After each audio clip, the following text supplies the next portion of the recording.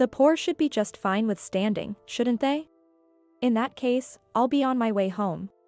My name is Sophia. After losing my husband to illness early on, my daughter Emily and I have been supporting each other. I've worked hard to raise Emily. I think that might have made her feel lonely at times. However, Emily has been fortunate enough to find a wonderful young man, Jack Taylor, and they are now in a relationship. Their decision to start living together led me to expand my professional horizons, and now I work in various places. Ah, hello Emily? It's Mom. How are you doing? Yeah. I'm good. Jack's fine too. That's great to hear.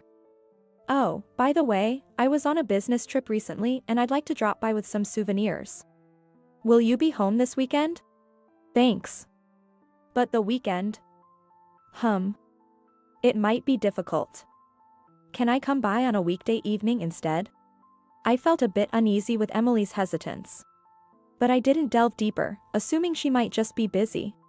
Little did I know, I would later regret not being more attentive at this moment. We agreed to meet the following Wednesday, and I suggested we all have dinner together, including Jack, which they happily accepted. It had been a while since I last saw Emily due to my frequent business trips. I eagerly awaited Wednesday, looking forward to seeing Emily and Jack. And then came the promised Wednesday night. Mom. I'm home. Good evening. Thank you for having me over as well. Good evening. Welcome, both of you. Dinner is ready. Emily's hair had grown longer since I last saw her, and Jack's was shorter. It's remarkable how much a change in hairstyle can alter someone's appearance. Regardless, it was reassuring to see them both looking well. I quickly warmed up the dinner I had prepared and set the table. They offered to help, but considering the hour's drive to my place, I figured they must be tired and declined their offer. Meals that I often have alone felt more enjoyable with the three of us around the table. Indeed, cooking for loved ones is always a joy.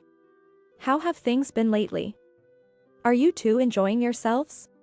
When I asked, they exchanged glances and smiled. Yeah. Every day is fun. Yes. I might be spoiling Emily a bit, but we're having a great time together. Their cheerful responses were very reassuring. Seeing my child happy always puts my mind at ease. As we talked about work and recent happenings at home, I felt truly content. Emily, always so dependable, and Jack, kind and cheerful. Jack might be a bit whipped, but perhaps that's just the right balance. My only wish is for Emily, who lost her father early and experienced loneliness, to find happiness. The day we reunited flew by, and before midnight, they headed back home. Sometime later, I received a call from Emily. Hello, Emily? What's the matter? Mom, well, no, it's nothing. Emily, clearly troubled, was about to hang up. But I couldn't let it go. Wait, Emily. Something's up, right? I'm here to listen, so please talk to me. Mom, yeah. Thank you. Can I come over next weekend? Of course. I'll be waiting for you. We ended the call, and I anxiously awaited the weekend. I was tempted to call her several times out of concern, but I guessed she must have wanted to talk in person, hence her request to visit. I found myself waiting for the weekend nonetheless. When the weekend came and Emily arrived, I made some coffee and handed it to her. However, Emily just stared at the coffee without taking a sip. Sensing she was deep in thought, I decided to break the silence. Emily, are you okay? Startled by my voice, Emily managed a wry smile. Before reluctantly beginning to speak. I don't want Jack to know, but it seems like Jack's mom doesn't like me. She told me to break up with him. What? I had never met Jack's mother in person, she was only ever mentioned in conversations, so I had no idea what she was like. But if she went as far as to demand a breakup, there must be something serious. Did you ask her why? Well, please don't be shocked, Mom. It seems she had an issue with us being a single-parent family after I mentioned it. Is that really the reason? She said, a girl raised in a single-parent household can only do so much. I can't let you be with Jack. How could there be such an unreasonable reason? How could someone hurt Emily and demand a breakup for such a cause? I was completely unable to comprehend it. So, even in this day and age, there are still people who hold such prejudices. It seems so. I told her that my dad passed away from an illness, but she still said it doesn't change the fact that we're a single-parent family. Seeing Emily force a laugh despite clearly feeling down hurt me deeply. Emily and I had gone through tough times after losing her father, my husband. We overcame those times, and there's absolutely nothing to be ashamed of. I wanted to help in any way possible, but I wondered if there was any solution. Anne. I didn't want to bring it up like this, but Jack proposed to me recently. Oh, really? That's wonderful. I was, of course, thrilled. But considering Jack's mom, I'm torn about what to do. I see. Yes, she will be your mother-in-law if you get married. I would naturally be delighted about Emily and Jack's marriage. However, given Emily's situation, I could understand her dilemma. Continuing the conversation, I learned that Jack's mom typically visits on weekends and seems to be kind when Jack is around. But her demeanor reportedly changes entirely when Jack is away for work on weekends. Sensing there was more to the story, I encouraged Emily to share everything, and she did so with a sigh. What Emily revealed next was shocking and could only be described as harassment. She told me that Jack's mom had thrown away the food Emily made, criticized her cleaning and laundry methods, and even said that Emily shouldn't burden Jack with living expenses, despite them not being married. Despite Emily working and sharing the financial responsibilities with Jack, it seemed Jack's mom wouldn't understand. That's terrible. I don't want to speak ill of Jack's mom, but... well, I'm not the best cook, and with working, I can't keep the house perfect. Maybe it's my fault. Haha. Emily's forced laughter was tinged with tears. I felt anger bubbling up but managed to restrain it. I suggested talking to Jack about it, but she refused, not wanting to worry him.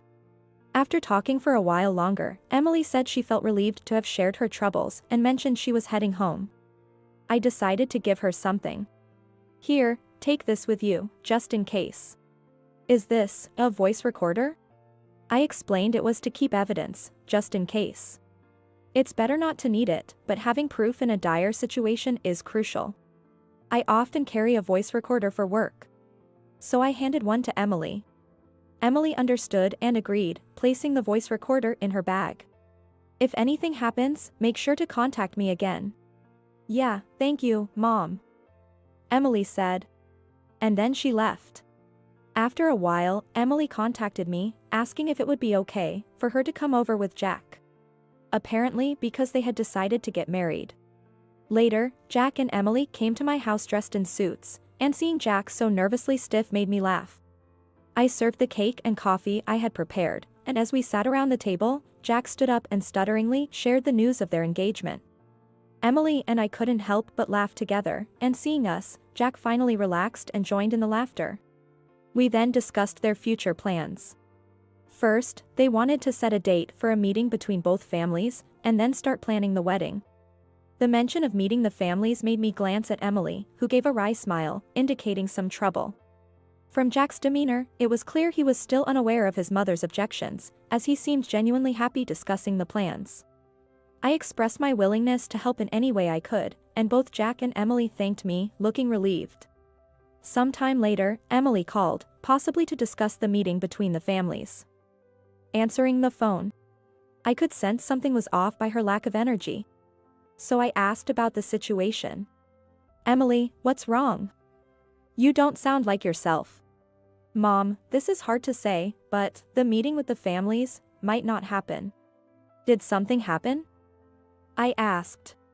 Slightly taken aback but recalling Emily's previous mentions of Jack's mother, suspecting she might be the cause.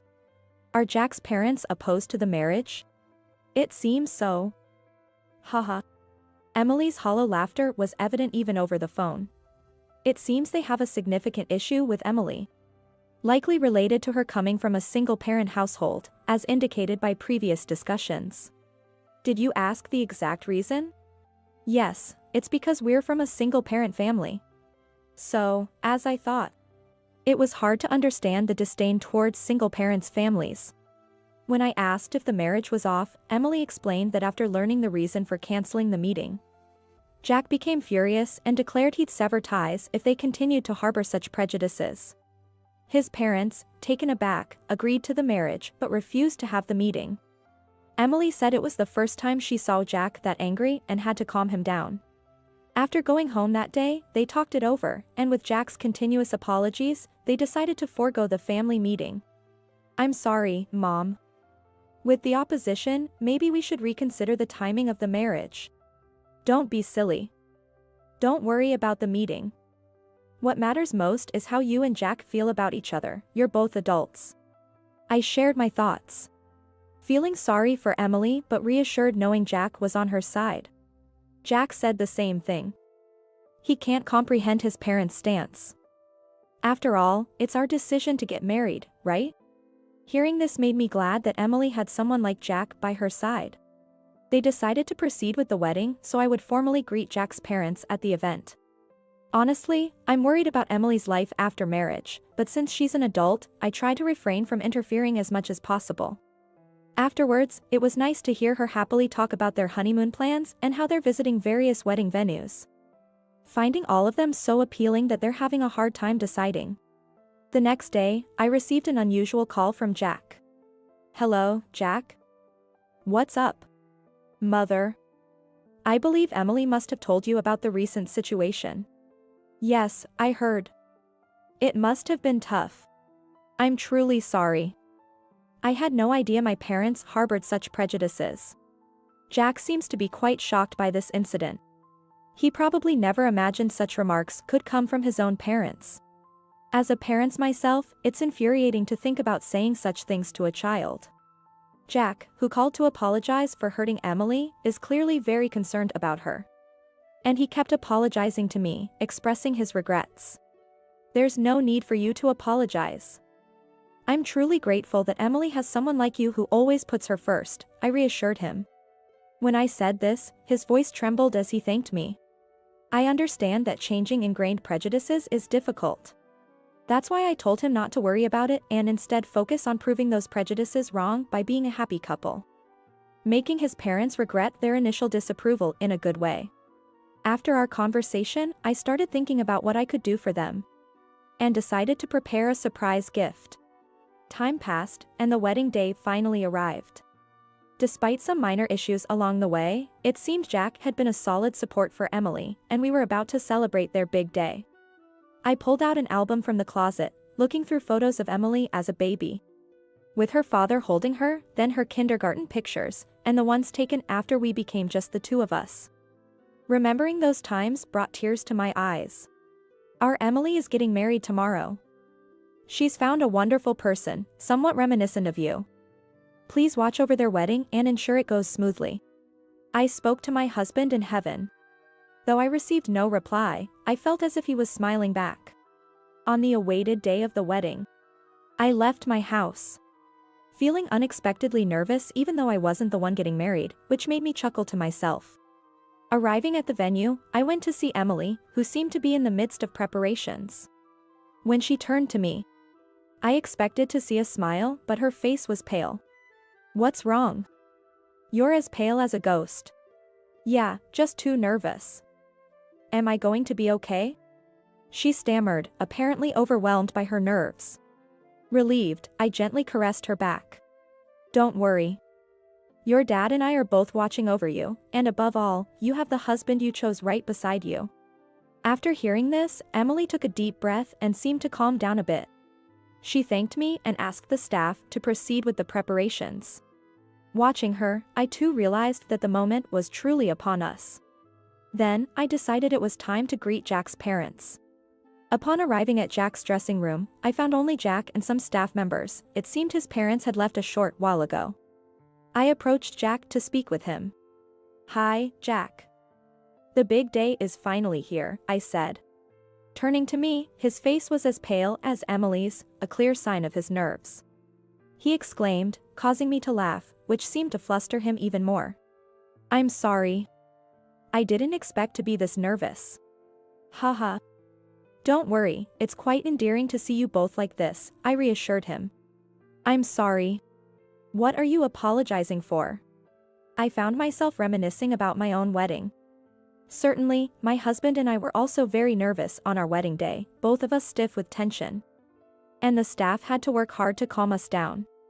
It's quite endearing to think that, in some ways, they resemble us.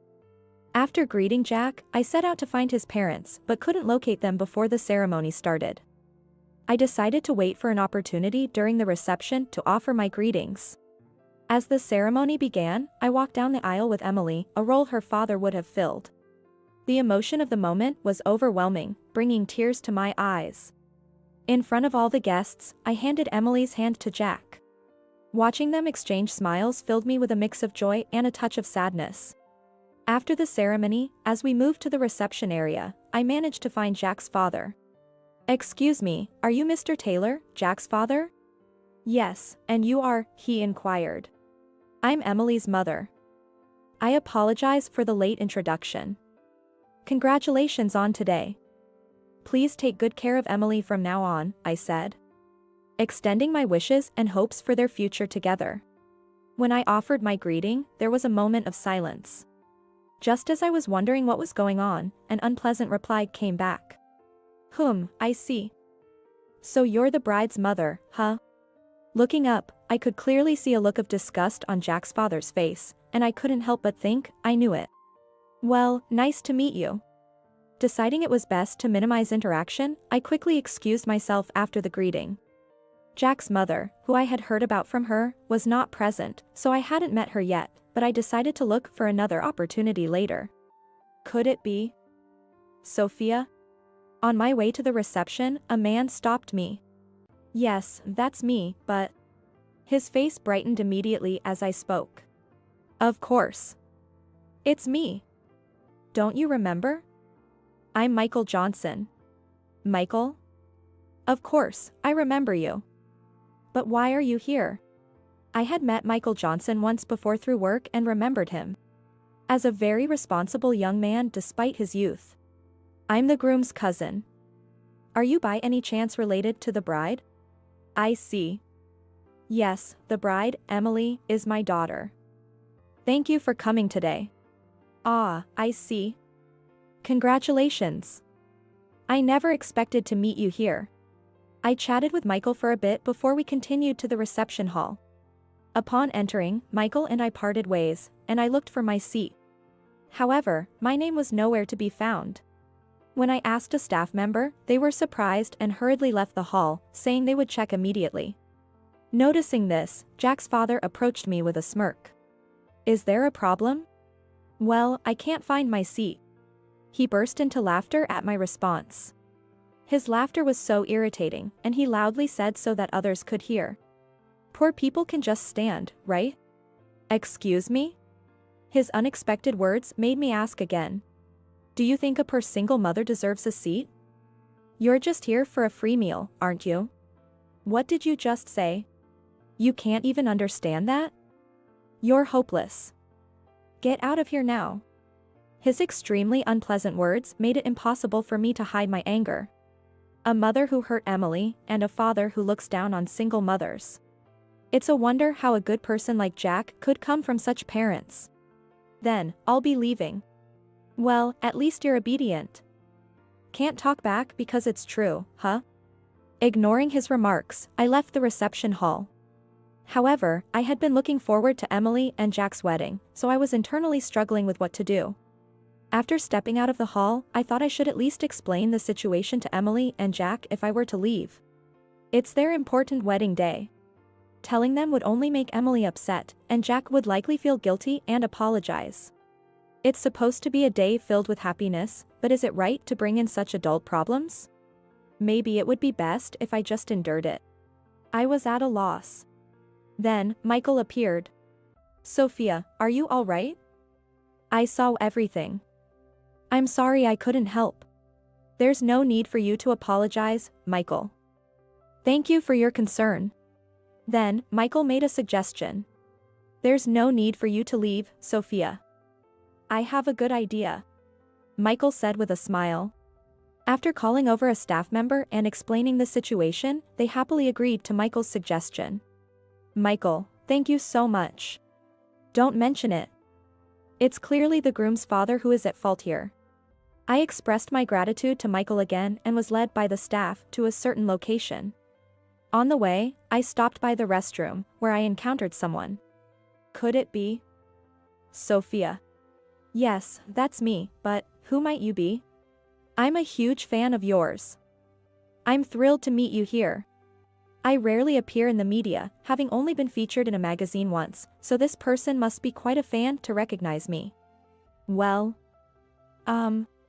oh, I'm the groom's mother.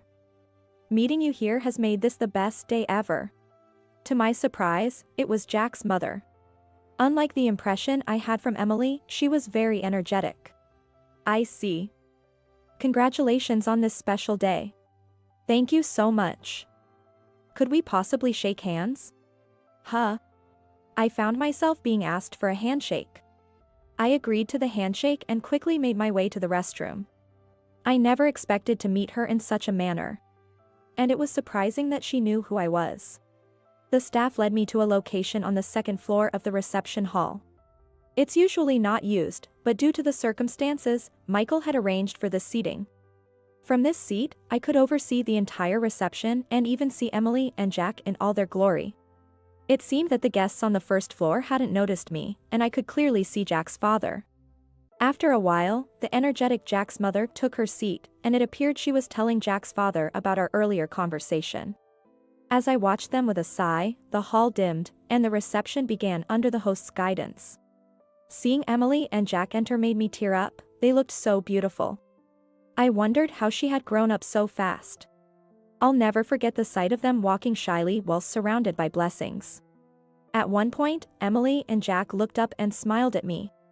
Having heard that I was there, I waved back, taking several photos of them with my phone. Then came the time for reading letters of gratitude to the parents. Jack's parents were grinning as they watched Emily. But when they noticed me stepping onto the stage, Jack's father grimaced, and Jack's mother turned pale. Pointing at me, she trembled and stammered, "What?" I gave my speech and had Emily read her letter. By the end, Emily, Jack, and I were all in tears. We received a round of applause, and after receiving a letter and bouquet from Emily, I stepped down from the stage. Back in my second floor seat, I could see Jack's father and mother whispering to each other. Probably about me. Looking over at Michael, he nodded and gave me a thumbs up. I couldn't help but chuckle at that. I made a mental note to thank Michael properly someday. After the reception, when I went to see Jack's parents were there. I coldly asked, "Do you need something from Emily?" "No, it's not that. We wanted to speak with you." "What are you going to talk about?" "See. This is the kind of person she is. Why should I have to apologize?" "You. This lady is someone significant. Please, I'm begging you, apologize." "No, an apology is not necessary. Besides, what exactly are you apologizing for?" As I pushed back, Jack's mother, pale-faced, hurriedly apologized.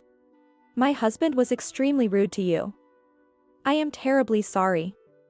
Please forgive us." "What rudeness are you referring to?" "The comments about you being poor and deserving only standing." "I'm truly sorry." Jack's mother seemed to be apologizing for her husband's behavior, but that wasn't what mattered to me. "I can't believe you are Emily's mother. If we had known, this never would have happened.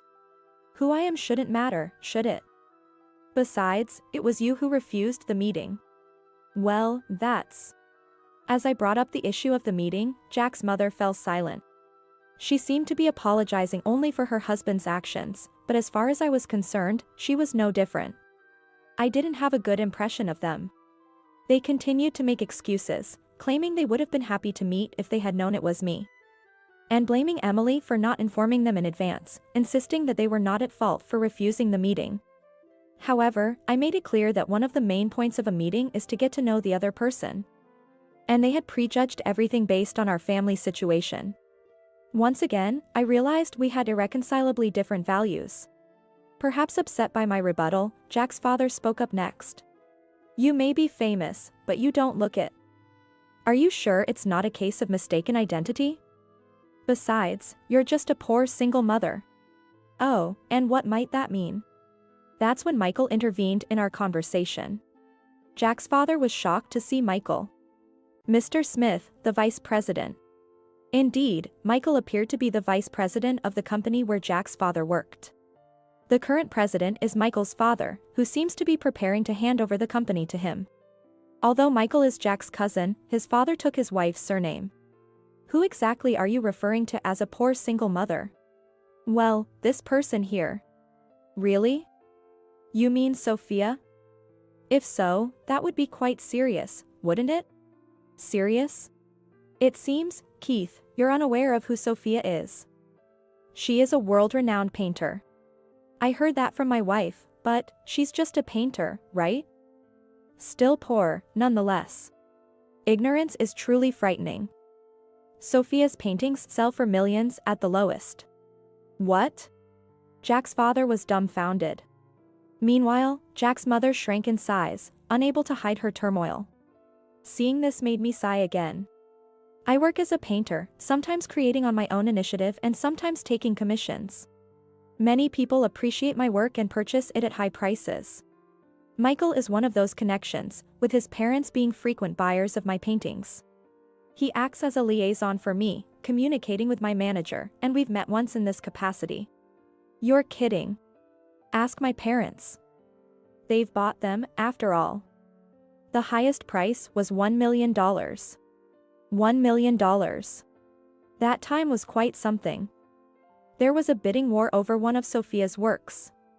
But my parents really wanted it. So we ended up going to auction and winning. The passion was incredible. He looked at me with a laugh as he said this.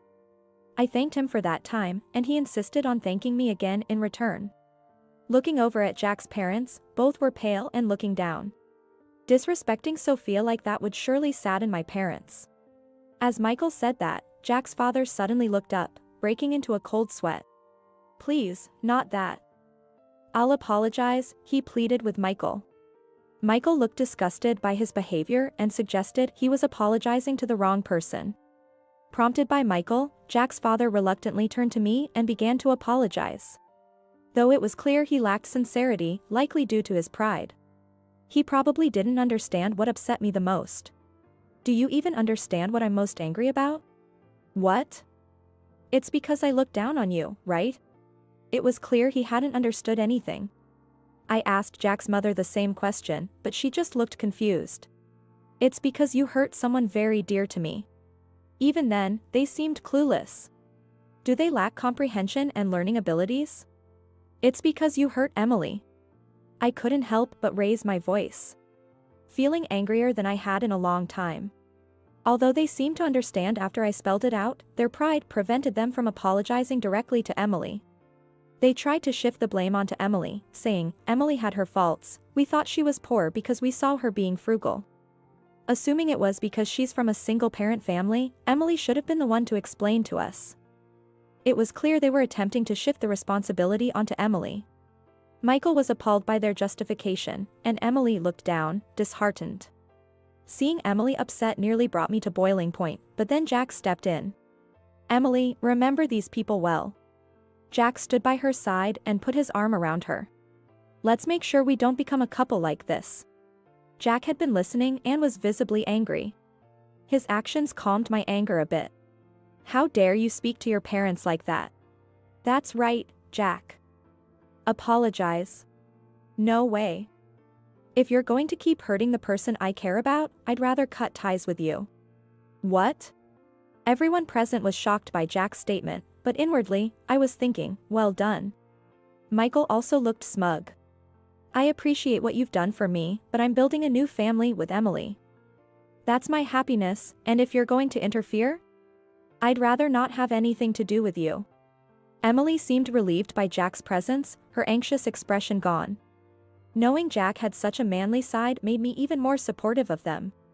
Jack's words left his parents disheartened and silent. Look at the groom being so cool. Emily, I know he's like this, but please take care of him. Of course. And I should be saying that to you. What do you mean, like this?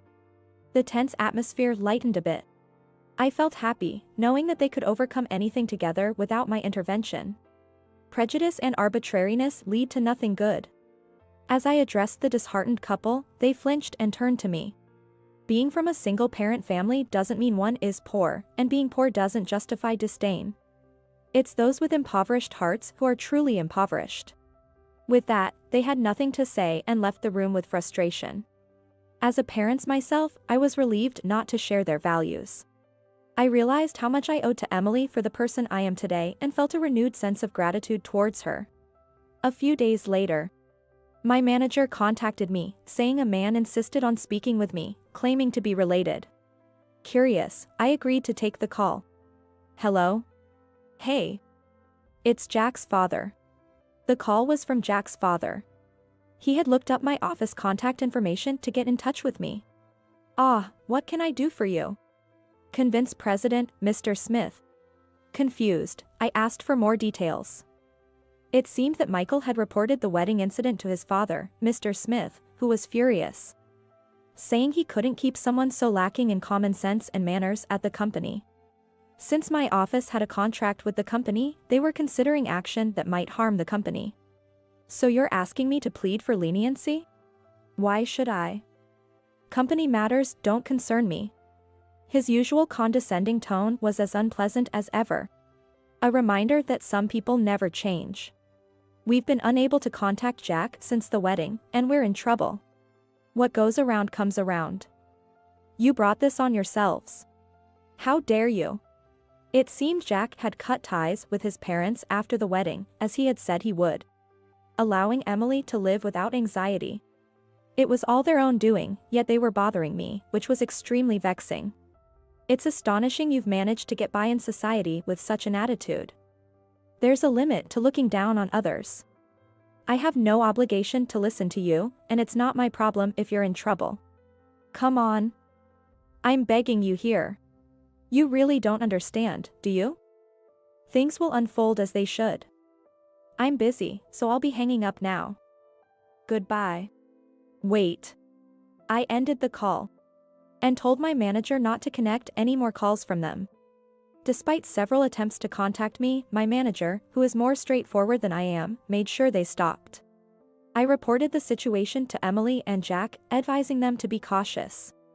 Afterwards, Jack's parents apparently showed up at his company, but were immediately dealt with by security. Jack had explained the situation, and his company was understanding, ensuring his parents wouldn't be connected if they returned.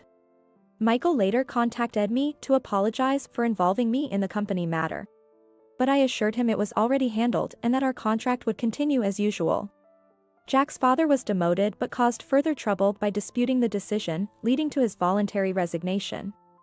Ever since the wedding, there was tension between Jack's parents, leading to a divorce after Jack's father became unemployed. Jack's mother reached out to Jack asking for support but was ignored. Jack's father, due to his pride, struggled to find re-employment and was barely getting by with a part-time job. His mother, unable to find support from relatives due to the wedding incident, was living in a dilapidated apartment and working part-time.